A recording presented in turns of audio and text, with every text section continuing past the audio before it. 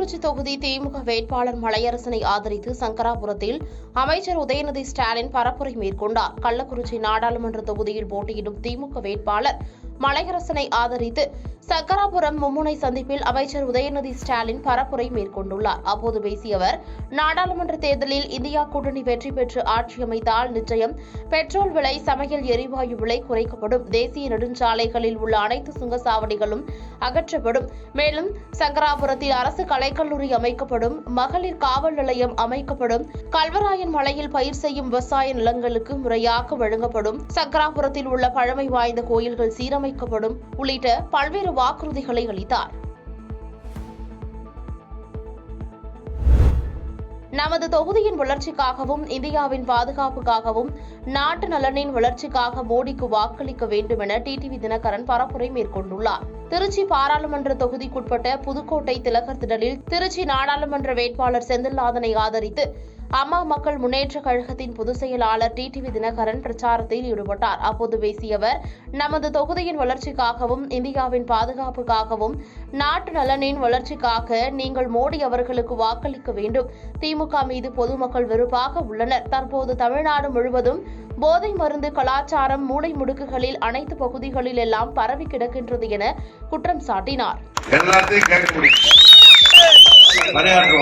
கொள்ளிடத்துல கடல்ல போய் கலந்து வீணாத தண்ணீர நீங்க புதுக்கோட்டை மாவட்டத்திற்கு திரும்புவதற்கு ஏற்பாடு செய்யணும் கேட்டீங்க.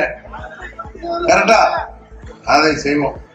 அதை செய்வதற்கான அனைத்து முயற்சிகளையும் திட்டங்களை எடுத்துக்கிட்டு மத்திய அரசாங்கத்தை கொடுத்து செய்ய முற்படுவோம்.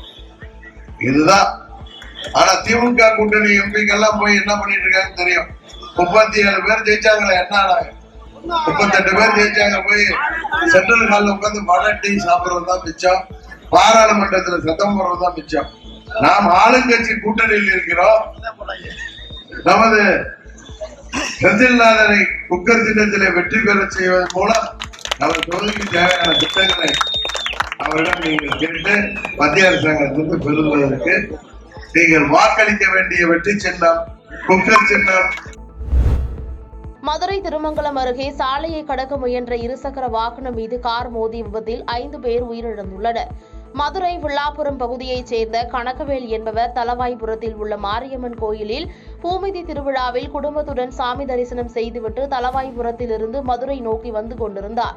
அப்போது சிவரக்கோட்டை 4 வழி சாலையில் இருசக்கர வாகனம் ஒன்று சாலையை கடந்துள்ளது.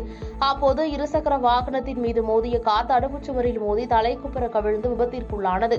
இந்த விபத்தில் காரில் இருந்த குழந்தை உட்பட 4 பேர் சம்பவத்திலேயே உயிரிழந்துள்ளனர். மேலும் இருசக்கர வாகனத்தில் வந்தவரும் உயிரிழந்துள்ளார். இதுகுறித்து தகவல் அறிந்து வந்த போலீசார் வழக்கு பதிவு செய்து உடல்களை மீட்டு பிரேத பரிசோதனைக்காக அனுப்பி வைத்து விசாரணை மேற்கொண்டு வருகின்றனர். திமுக வேட்பாளர் தங்க தமிழ்ச்செல்வனை ஆதரித்து தமிழக முதலமைச்சர் உழவர் சந்தை பகுதியில் பிரச்சாரம் மேற்கொண்டார். தேனி மக்களவை திமுக வேட்பாளர் தங்க தமிழ்ச்செல்வனை ஆதரித்து முதலமைச்சர் லட்சுமிபுரத்தில் பிரம்மாண்ட மேடையில் பிரச்சாரம் மேற்கொள்ள உள்ளார். இந்நிலையில் தேனி பெரியகுளம் சாலையில் உள்ள உழவர் சந்தை நுழைவு வாயிலிலிருந்து நடைபயணமாக சென்ற தமிழக முதலமைச்சர் மு.க.ஸ்டாலின் காய்கறி வியாபாரம் செய்யும் வியாபாரிகளிடமும் பொதுமக்களிடையும் தங்க தமிழ்ச்செல்வனுக்கு வாக்குகள் சேகரித்தார். அப்போது பொதுமக்கள் ஸ்டாலினுடன் செல்ஃபி எடுத்தும் புகைப்படங்கள் எடுத்தும் கை கொடுத்து மகிழ்ந்தனர். மேலும் பொதுமக்கள் தமிழக முதலமைச்சர் ஸ்டாலினிடம் பல்வேறு கோரிக்கைகளை கூறினர். தொடர்ந்து தேனி ஃபாரஸ்ட் ரோட் பகுதியில் உள்ள பாண்டி தேநீர் கடையில் தமிழக முதலமைச்சர் தேநீர் அருந்தினார். உடன் ஆண்டிப்பட்டி சட்டமன்ற உறுப்பினர் மகாராஜன், அமைச்சர் பெரியசாமி உள்ளிட்ட கட்சி நிர்வாகிகள் பலர் கலந்து கொண்டனர்.